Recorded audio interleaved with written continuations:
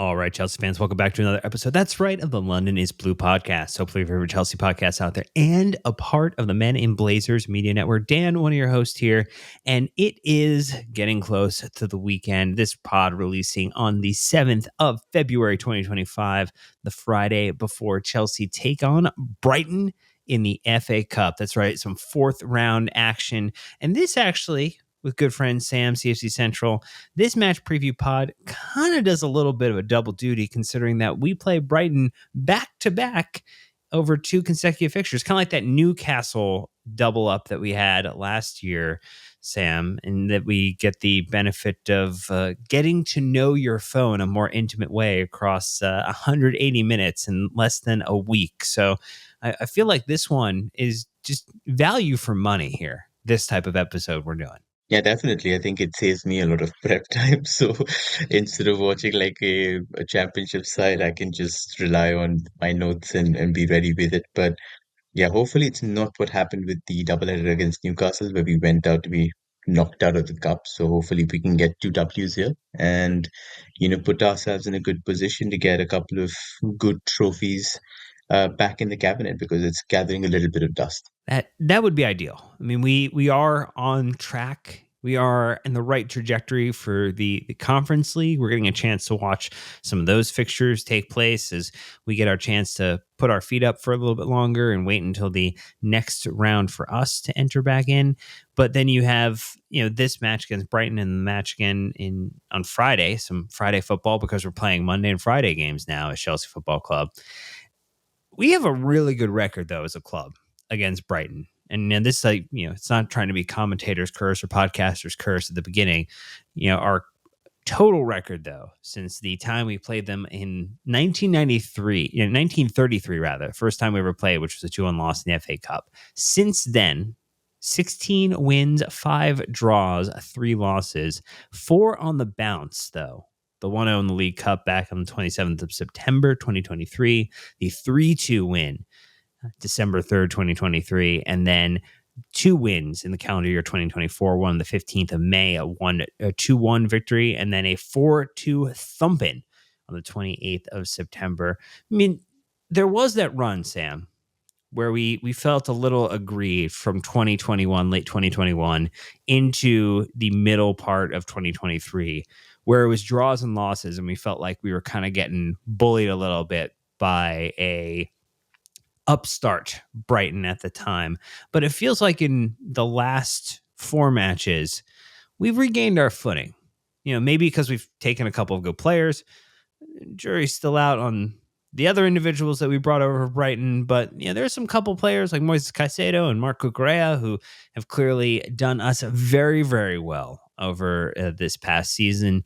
And we are definitely better for it. So I mean, just your general kind of feel at the moment on, what's Brighton's kind of trajectory in your mind. No, but just the nice trivia that you laid out there. I mean, it's a good omen because we did have that bad run against Brighton with De Zerbi in charge, and all of it was flipped around when Cole Palmer made his first full start for the club in that EFL Cup tie, which we won. And since then, our record has been quite impeccable. So hopefully that will keep continuing here. But yeah, I think in terms of just where Brighton are, it's a lot of upheaval, a lot of change. They had to sort of go out and do what they do basically every other summer, where a lot of their established stars get picked out and they have to go into the market and find the next big thing. Ironically, this time around, they rejected 90 million apparently for Kaoru Mitoma from Saudi, just decided to keep him, which baffled me a little bit because that's generally not their stance, maybe reluctant to do it in the middle of the season. But all in all, I think they've made some pretty solid signings in terms of their hit rate with certain acquisitions from different clubs, especially clubs that not may not be in the top 5 to 8 leagues is quite good. So it's just been, I think, building on what De Zerbi is doing with Fabian Hitzler, who's somebody that likes to be very vertical, has some pretty innovative ideas in terms of how the team should play and build up.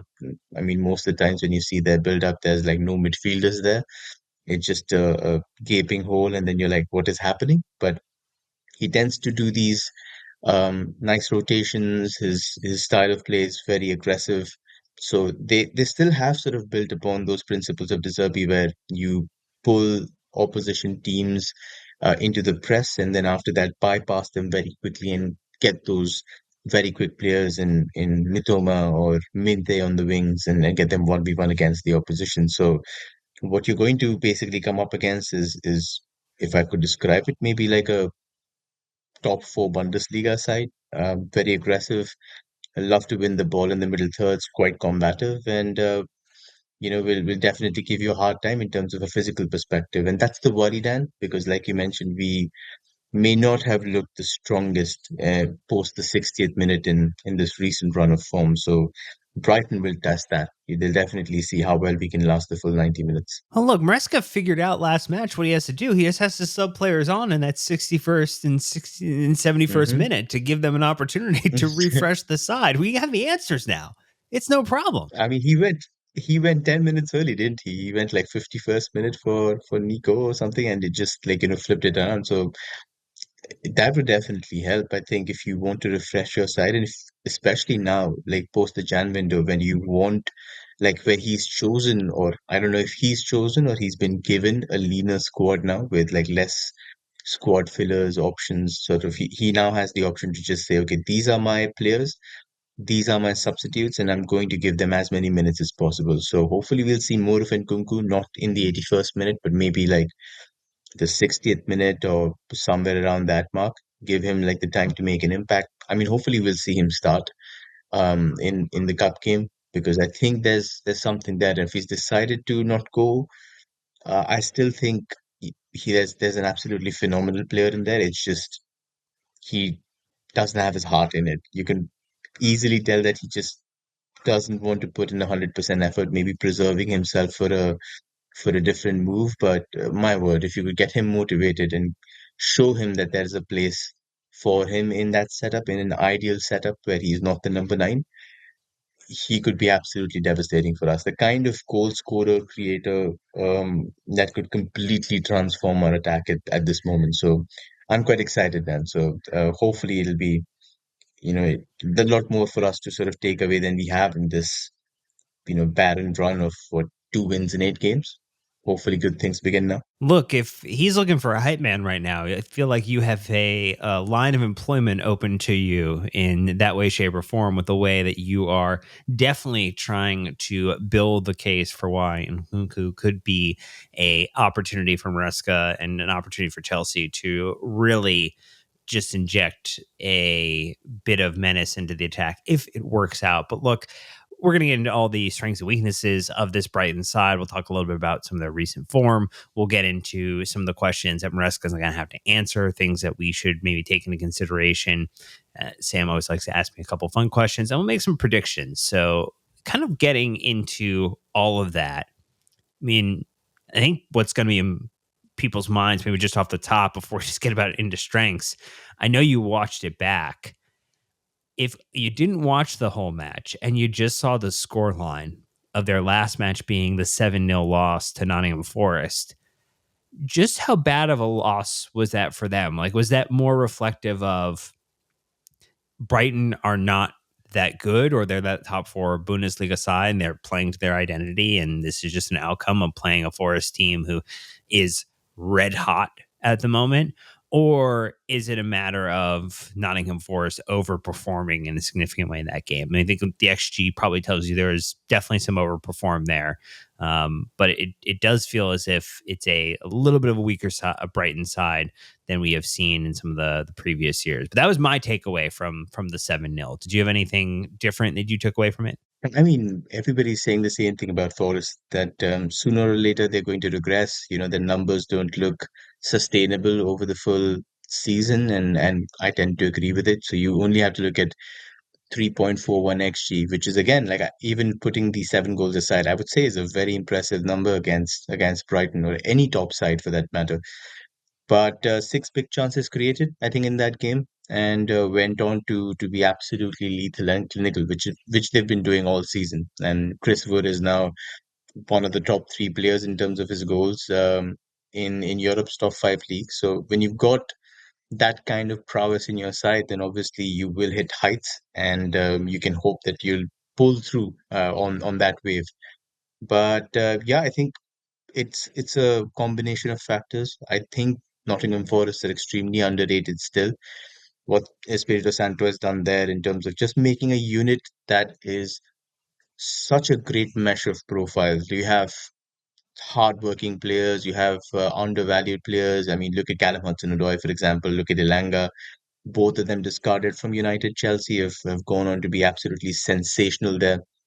Elliot Anderson was traded away for PSR issues, and he's gone on to be a very, very key part of their midfield. So coming up against a side like that in form, obviously gunning for that top two, top three slot, wasn't easy for Brighton, and just all their weaknesses were laid bare. And I think it provided a really nice slate in terms of what you could look at and pinpoint as Brighton's weaknesses. So I would say assessment is quite good in terms of yes, Brighton did come up against a side at a good side against at a really, really bad moment. So hopefully we'll be able to do the same. I think they're there for the picking. There are some weaknesses that have remained consistent since the reverse fixture. So um, I think the game plan will be quite simple, saying this is where the holes are, and this is how you have to go out and exploit them. All right, well let's get into some of those, and we can talk about the strengths. They've got 7 players that are likely to be out or injured amongst the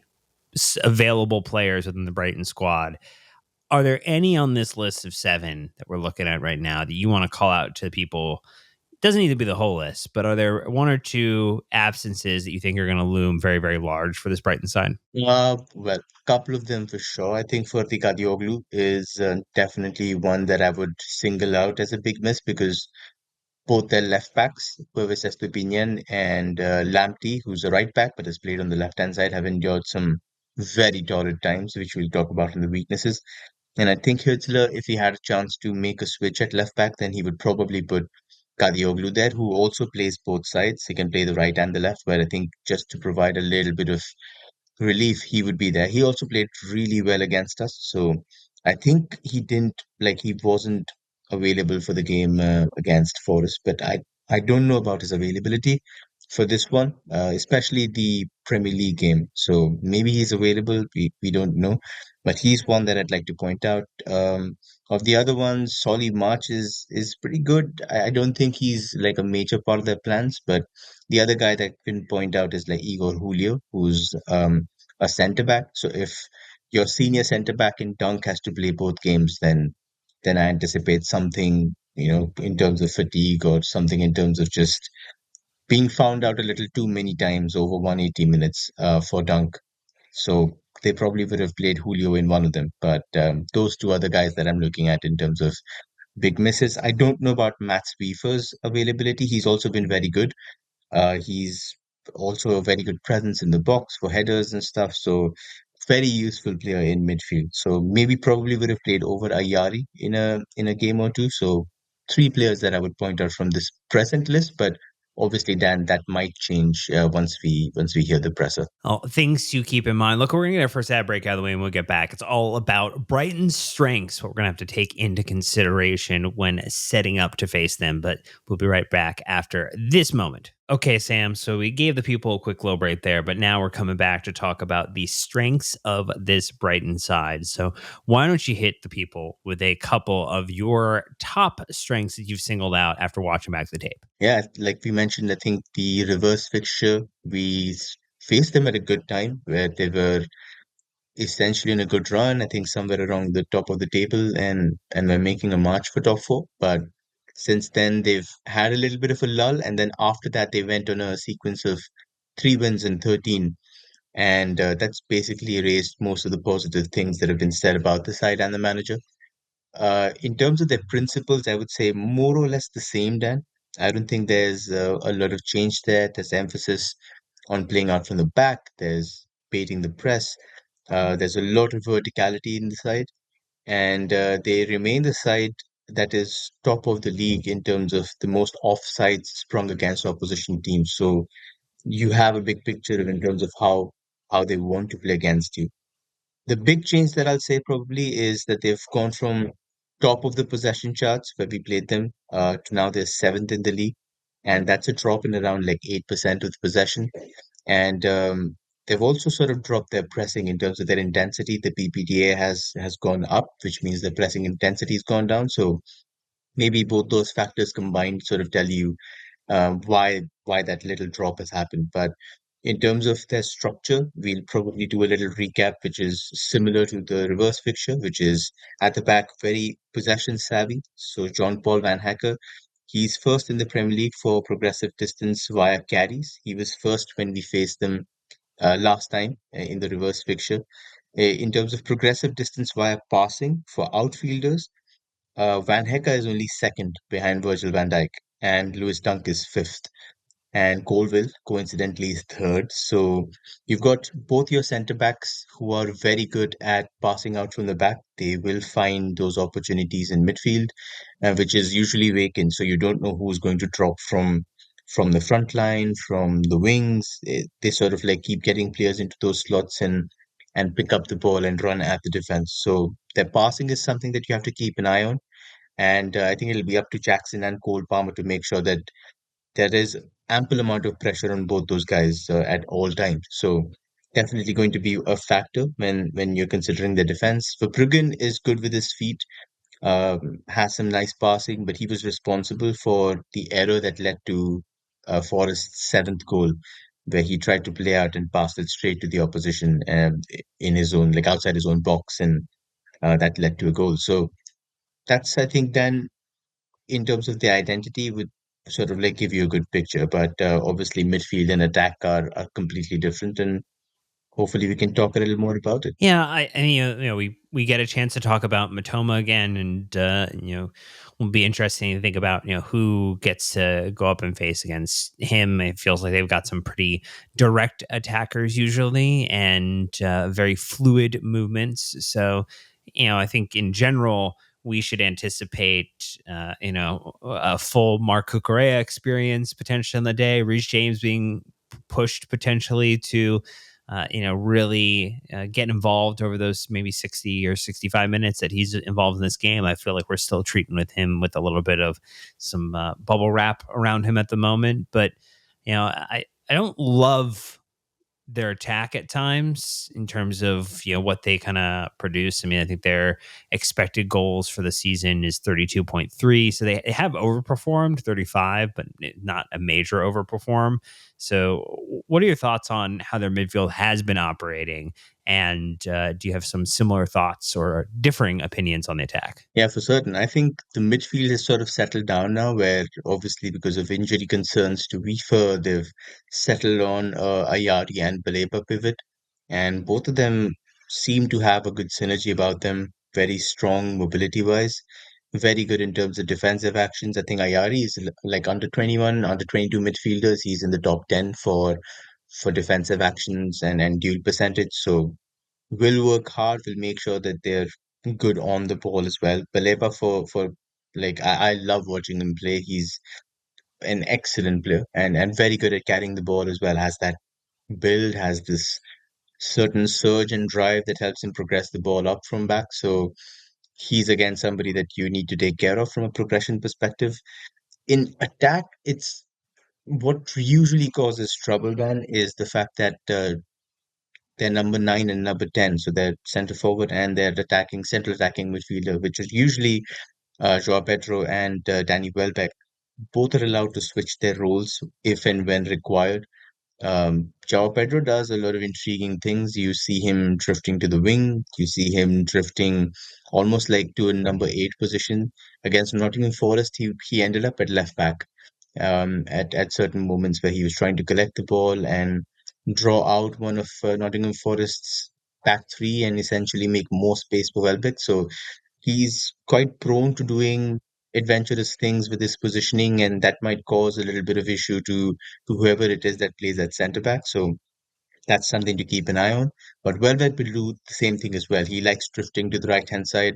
Will also drop. He will link up play, and then both of them will attack the box. And both of them are very good in the air, good headers of the ball. So uh, that's something that you have to take care of because Minte and Mitoma are quite good with their passing and will try to find those opportunities at the back post. So that's essentially how the center of the attack will work. Also, Dan should mention that the number one side in the Premier League in terms of central sort of preference for shots. I think almost 73% of their shots have come through the center of the pitch. Like they barely ever take shots from the left hand side or the right hand side. So those number nine, number 10 rotations, sort of trying to disrupt our backline is going to be a big part of how you manage their front line because you said they've overperformed on their XG, which means they've been clinical so far. So you don't want them to get like a 0.23 XG chance and they might just end up making you pay with it. So try to keep it as watertight as possible. On the wings, Mitoma and Minte have sort of played in the last few games and both very dangerous, both very direct. They're also very good with not just ball carrying and dribbling, but even in terms of getting snapshots away, in terms of making these little off the ball runs against the fullback. Those runs are quite dangerous, and of course, when you've got your centre backs who are able to pick out those really good passes from the back, then it creates a lot of avenue for isolations against your fullback. So you have to definitely keep an eye on that, which is why if you would see one of Brighton's game plans, I think it would be either getting James or Gusto against Mitoma or Simon Adingra if he plays in the cup, and then Kukureya or whoever the cup left back is versus Minte, and on the other side whoever they want to rotate. Maybe it could be Jorginho Rutte, but those isolations in terms of getting a quick ball against them, I think that's how they're going to try and break us down. But that's the overall game plan, and pretty similar to the reverse sport that we've done. I don't think there are sort of points that I can say this has changed or that has changed. They've gone progressively worse at defensive set pieces, but they're still pretty good. And they're good at scoring them too. So overall, I'd just say pretty strong side. And we will have to do well to break them down. But the high line is still there. They will push up to press. So if you can put balls over the top for whoever it is that plays at center forward or on the wing, you might be in business. Yeah, you're saying things that I think are going to start to set the foundation for weaknesses and things that Maresca and the players are going to want to be able to take advantage on. I mean, I think they're -4 in their expected goal difference, or -3 on their actual goal difference in the Premier League this season, giving up 1.58 goals per game. So they are definitely not a steel wall in terms of defense. And I think part of that does come down to the way that they set up, that they are a little more swashbuckling, willing to take some risks to try to reap the reward. And I feel as if they just maybe don't have the complement necessarily of players. You talked about having potentially Dunk have to play 2 times over less than a week. That doesn't necessarily feel like a recipe for success for them. So I feel like it's partially a strategy standpoint of how they're playing, and they're willing to gamble for the opportunity to win on attack and maybe not have to worry about defense as much. And then in defense, they just don't have maybe the right personnel anymore to be able to always execute on that strategy. That feels like the high level assessment to me, but you can tell me if I'm on the right track or not. I think the first point you picked up on was quite sound in terms of the high line. They still want to press, and they're also pretty committed to making sure the centre back steps up. So usually for the centre forward, they will try and push one of the centre backs up. And against Forest, they try to do that to Chris Wood, who's just very, very good at laying off these cute little balls to their runners, and they got into a lot of trouble. So if you can get Jackson or Palmer to essentially get one of those centre backs out, Van Hecke is, I would say, all right at it, but he is prone to the occasional error. Dunk is just not that good. He's a very, very good box defender, and I'm reluctant to criticize him because he's a boyhood Chelsea fan, but he's genuinely like you get him out of the box, and in terms of his speed, in terms of how he deals with people 1v1 outside the box, lots of issues. And if you remember the reverse fixture, then in the first 15 minutes, Jackson got probably 3 times against Dunk. Like he spun him twice, and there was one time where he was running at him. So if you can get those situations done again, I think Jackson's definitely going to get a confidence boost. So hopefully he can do those, like he can execute those really well. But that's how I would want him to do it. The same with Palmer.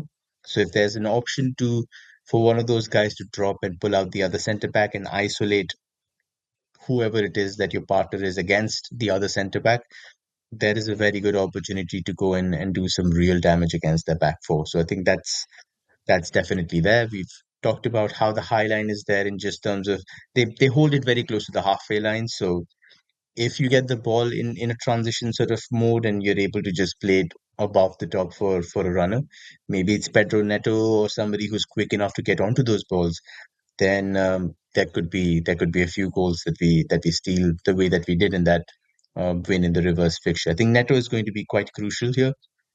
He's somebody who has that pure burst of venom and he's able to attack those balls. They did extremely well when playing for Wolves because that was their bread and butter. So that's something that I would earmark. Like a Neto goal wouldn't be Neto goal or assist, I think is a good bet to keep in either of those fixtures.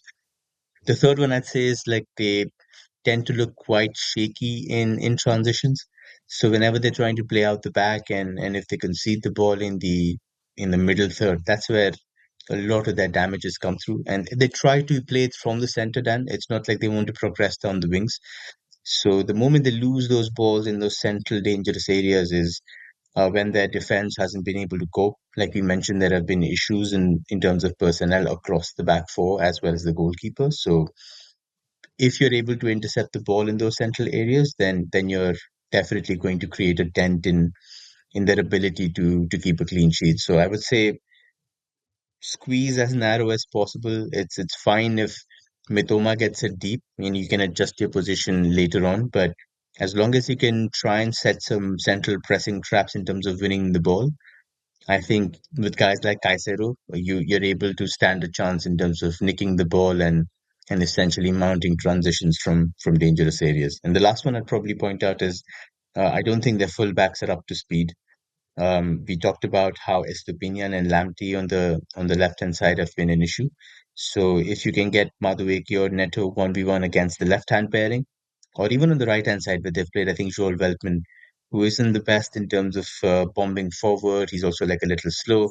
You can dribble past him if given enough space. So I don't know if it's going to be Sancho or somebody else who starts on the left hand side. Hopefully, Tyreek George in the FA Cup.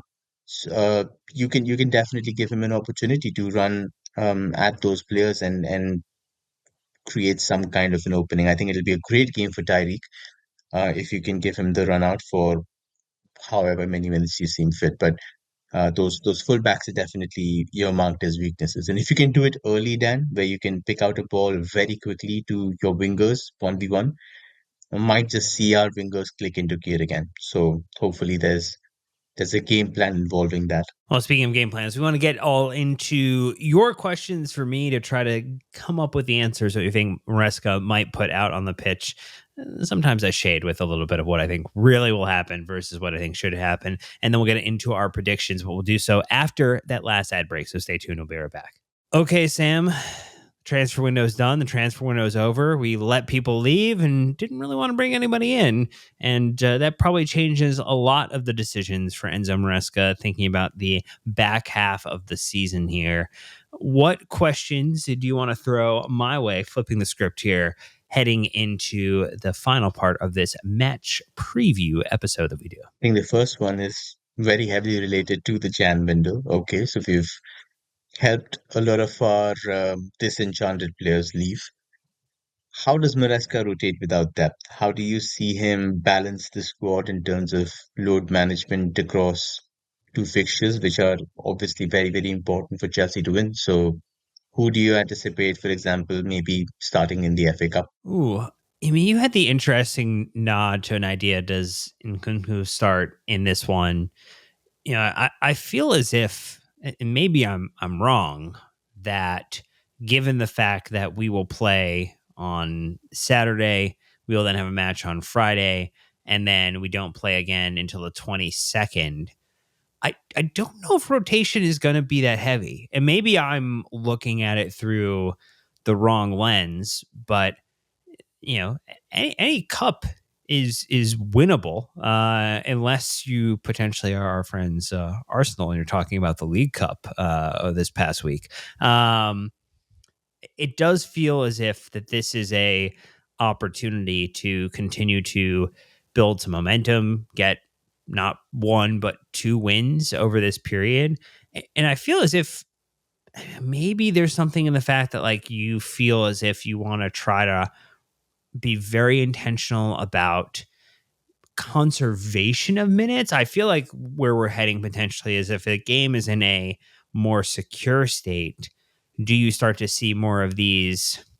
I'm not going to say 50-minute subs, but are you going to start to see like actual planned substitutions at the 60-minute mark and beyond, and taking advantage of the maximum of subs that you can as long as the game state allows for it? I think the best thing that this team can do is to score early, get up 2-0 in a game, and give yourself the flexibility to potentially get pulled off a little early so that you can be rested, you can be refreshed. I mean, we think about the match that we saw this past week here, like we against West Ham, it would have been great for Cole Palmer to potentially get more of a rest in this game, right? It would have been potentially, it was a little bit of a forced element with Guillou coming on, but, like getting Jackson off so he doesn't have to play 100% of the remaining minutes of the season so that he can be fresh in some of these games is going to be important. But I feel like it's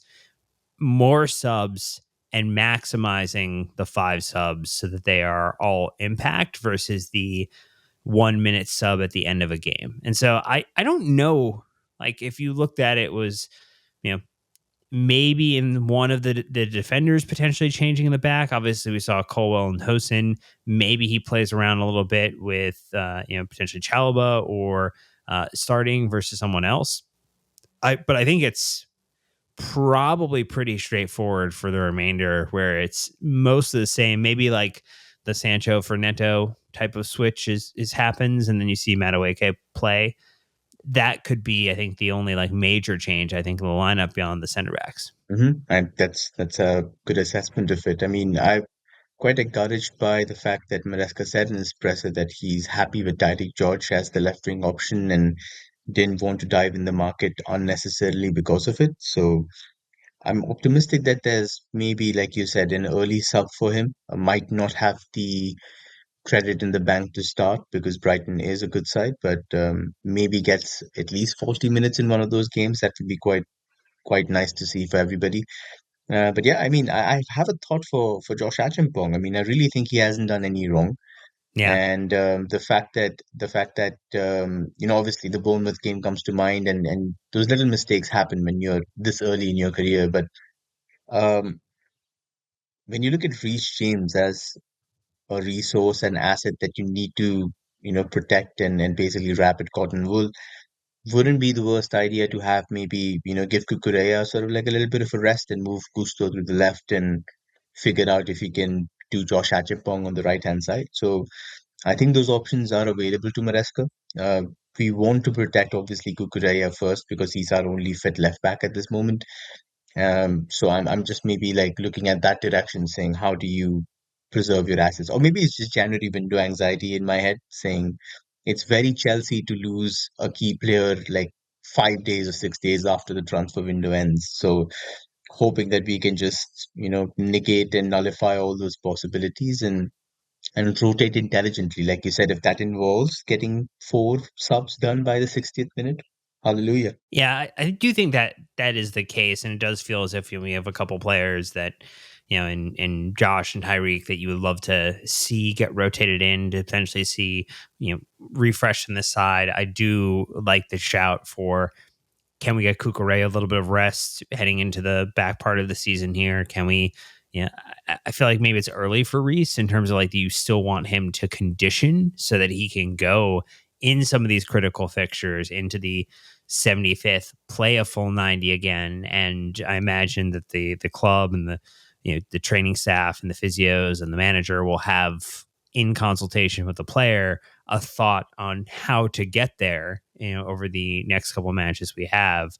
But I do take your point that I think that there unfortunately are some players who, we'd hoped maybe would get an opportunity, would get a stage, and we'll just have to wait and see if this is one of those moments or not. Do you have another question? What's another topic that we Mhm. should dive into? Okay, so I think this one's going to be quite a little heart-wrenching one because both Ooh, of us, as well as like most of the London is Blue podcast guys, are huge fans of Nicholas Jackson. So, at what point do you say that yes, this Baron run has gone on long enough, and it is time that you are benched? It is, I think, no goal contributions or no sort of goals in the last 7, 8 games for him.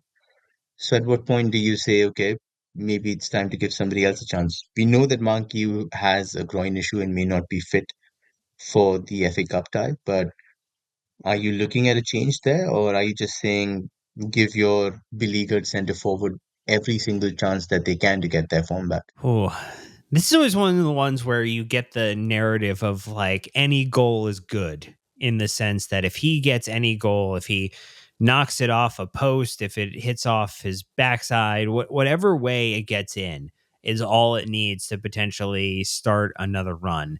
I mean, but if we look at, where, he's been this season in the league, I mean, he's had, I think 1, 2, 3 sets of games where he's bad back to back. But you were talking about that run: Everton, Fulham, Ipswich, Crystal Palace, Bournemouth. Bournemouth, he had an assist. Wolves, nothing. City, assist. West Ham, nothing. I mean, he's currently sitting on in the league 9 goals, 5 assists across all of those fixtures. 1,700, just over 1,700 minutes played. He's underperformed now with a expected goal of 11.4, still creating a ton of shot creating actions. So like he had 4 against West Ham. He had a 7 in that game against Bournemouth with 2 goal creating actions. So it isn't that he's not getting opportunity, right? Like I think that we would all agree that he is getting in positions and able to, make and take shots in these games. It's just that he is the targeting system is not working. If he were flying down the Death Star trench right now, I'm sorry, Yavin 4 has been blown up. I mean that's where we're at right now. And so I do think as if you had an opportunity to potentially maybe get him a game just to say, hey, you know what? Like let's try to sort you out a little bit. Might not be the worst thing in the world. Though you also want to back your guy too. And unfortunately, he's the only senior striker this team has. And now this kind of points to how well did we build a squad to truly get as deep as possible in every competition this year. And you really wish it wasn't continue to try to make Nico Jackson work when maybe he would benefit from a game off, and then having to look to Mark Guiu as your backup center forward option, or trying something very odd in terms of playing another player in the number 9 spot. It just we're seeing the bad squad building, bad squad management come into play here. And unfortunately, it just means that Nico Jackson probably ends up starting every single game that he is available for as a striker till the end of the season. And that may or may not be what supporters want to hear, but I think that is just the likely outcome. I don't think it doesn't feel like it's a decision Maresca is going to make necessarily. I would agree, and I think, in my opinion, the only way you improve yourself in terms of a form perspective is not by sitting on the bench. So if you did have the option in terms of flipping somebody for an equally competitive guy, I would have said yes, go for the second centre forward. Even if Mark Yu was fit, I wouldn't know. I sort of wouldn't back myself to say that he can come in and make a difference. I think he's still quite raw to sort of go up against Premier League centre backs and make a difference. But we've come to a point where obviously we know Nico's value and what he does, but he's again underperforming on his numbers. So a lot of questions are rightfully asked in terms of when we are level or when we are, when we have the opportunity to put the game beyond doubt, like against Manchester City, and you go on and miss a crucial chance, then what is the alternative? And like you said, maybe the option is just to keep playing him until he gets all of that out of his system, and hopefully we can address that in the summer. But squad building 101, I think that's the bottom line for us. So, but yeah, I think I'm looking at from a requirement perspective here, Dan, is just I mean, I was looking up the stats, but quite surprising that Nicholas Jackson and Christopher Nkunku have only played more than 45 minutes once under Enzo Maresca, and Nkunku has basically been fit all season. And the only instance of that happening was the first day of the season against Manchester City. And since then, they've been on the pitch together, I think, five different times, and they haven't crossed half an hour together. So for me, that's a bit disgraceful, especially with Palmer's issues in terms of we know that he's had a knock. We know that he sort of looked out of gas in a lot of games after a certain point in time. Maybe this is the opportunity. Maybe you try and give, Nicholas Jackson a little bit of help from that perspective. Try to figure out if you can create a different dynamic within Kunku and maybe, get more goals in the system. There is a lot of stress. There is a lot of pressure on those front four guys to deliver goals because we know the full backs don't help in terms of bombing forward and offering goals and assists. We know the midfielders might not be necessarily the best profiles in terms of bombing into the box. So, you're expecting your centre forward to hold up, to make 60-yard sprints, to be on the end of chances to score. Obviously, you're expecting the same thing from Cole Palmer. So it's a lot of pressure. And hopefully, if you can get somebody like an Nkunku in there who has a lot of experience in terms of delivering 10 goals and 10 assists every single season, then might just be the incentive that you need. And this is a Christopher Nkunku prop episode. I genuinely think he goes somewhere in a system that values him and makes him feel important and he explodes. And hopefully Nkunku will get that opportunity. Maresca can maybe shunt his lack of workload. I mean, I am a stickler for that as well, but maybe this is the time to say if you want to incorporate a superstar forward, then make him feel important. So that's my takeaway from here then. And I know he's done most of it in the Conference League, but he is still the second highest goal and assist contributor in this Chelsea team, and he's done it in just over 1,000 minutes for 15. You look at Hmm. it, Nico Jackson again playing the Premier League and playing the Conference League. Watermelons versus chestnuts in terms of what you're trying to compare between the two in terms of the quality is at 14 in 1,700 minutes. Madueke is on 11, 1,500 minutes, and Enzo with that really hot run that he had over those 9 games got up to 11, 3 goals and 8 assists in just 1,900 minutes effectively. So you would hope that if you're going to get potentially, and if you have a view that he will be gone in the summer, what better way potentially to send him off than letting him be a potentially game changing contributor over this back half of the season, particularly when you would love to, Cole Palmer is at 2,100 minutes compared to, the other attackers in the midfielder we mentioned, right? Like you would love potentially to him to not have to have played, 23.3 full 90s over the 24 starts that he's played. Like he is definitely an individual that, Maresca is leaning on, the club is leaning on. I mean, it's, Caicedo, Cucurella, and Cole Palmer, who, I think we talk about in generalities is the, 3 players that we've looked to as potentially being in conversation for player of the season, depending upon what your view is on importance of certain positions and players on the pitch. It would be potentially very good between now and the end of the season if you do get an opportunity to spell him in any way, shape, or form, and Nkunku could potentially be that solve. Would be great. Would be great. And so we'll see if the propaganda works. We'll see if the hype train allows potentially Maresca to jump on board and endorse Nkunku for some time in this match and figure out if we can get something done. Moving on to predictions before we close. Any scoreline, off the wall, standard prediction? I mean, you called Philip Jorgensen starting last game. We kind of talked about some of the things that were going to happen. I thought maybe a clean sheet. That did not happen. So like we've seen back and Surprise, forth things here. surprise. Yeah, shock.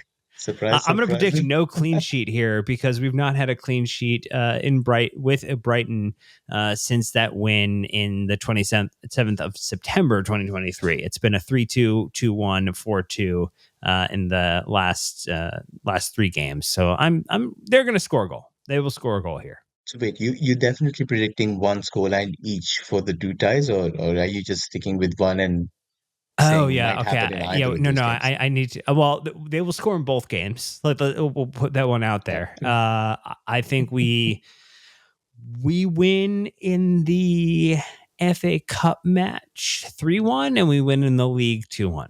Okay, that's good. Yeah, I think my scoreline is 3-2. I Oh, wouldn't say even more which game, but chaos. Great. there's definitely a 3-2 scoreline in there somewhere. Maybe probably the FA Cup, because do Okay. anticipate like a couple of changes, Maresca to appease his players. But the league might be a little more straightforward. I'll probably go with like 2-1 maybe. So 3-2 and 2-1 for me in those games. Any bold predictions for you, Dan? Ooh, bold predictions. And I would love across the 180 minutes between these two, Moises Caicedo to be involved in a goal and assist potential for this one. I feel like Cuckoo it's as well. coming. He's owed one. Yeah. Like Cuckoo would be great. I mean, Colwell would be great from a redemption standpoint. Get a goal, get his first goal of the season against Brighton. That would What about be Rob a narrative Sanchez? goal. Oh God! if Sanchez is scoring goals, I'm curious what position we have put ourselves in. He did have like a near assist against who was it, Wolves? Like this really good long ball from goal kick, like a quick goal kick. That was good. So hopefully, like one against his former employers, I'm here for it. Might just play. I mean, if he's the cup goalkeeper, he might just start the FA Cup. Who knows? Oh, so you think he'll start the FA Cup with Jorgensen starting in the Premier The League? league, yeah, yeah, I think so. I'm not You don't certain, think but he's going to have mm, Jorgensen start both to get him comfortable with the amount of minutes he hasn't played this um, season? I'm not certain, Dan. I mean, it's hard to predict what Manesca is going to do, but yeah, I think he switches goalkeepers for the cup tie. I think so, but let's see. I mean, I'm not definitely quite speaking about this with any sort of certainty or inside input. So I will leave that as a random sort of prediction there. But if I had to make a bold prediction, Dan, I would say that there's going to be a penalty conceded by Brighton in one of those two games. Yeah, that feels like one that would be very comfortable with maybe some of the challenges from the fullbacks. That feels like the Yeah. fullbacks or dunk outside the box. Any of those would definitely kind of out of the box heading back into it. There might be an opportunity to force people into really tough positions. And yeah, I probably say like Cole Palmer or Nico Jackson, or even in Kunku score with the 1v1 against one of the center backs. Like you get like in a position where you're just against the backtracking center back, basically beat him and score. So those are my two bold predictions. Hopefully, we'll get to see at least one of them happen. Well, there we go. Those are some thoughts that we have about this game versus Brighton. We've given you some bold predictions. We talked about some score lines. We gave you strengths and weaknesses. And we also talked about a couple of things in terms of challenges Maresca and the squad is going to face. But that's going to do it for this one. So a double preview for the two matches against Brighton. We'll be back, though, after the Brighton match to give you a full breakdown. We'll also have more pod content coming your way after the fact as well. So thank you so much for listening to this one. If you haven't before, leave a 5-star review on Apple Podcasts or Spotify. It's always appreciated. You can also join our Discord community of free or pay capacity, and you can get involved with our free weekly newsletter, the London News Blue Dispatch, written by the wonderful Sam, who joined me on this episode. And hop over to YouTube too. Don't forget to subscribe, like, and comment on the videos, and hit the bell icon to get notified. That's going to do it. So until next time, Chelsea fans, you know what to do. Keep the blue flag flying high.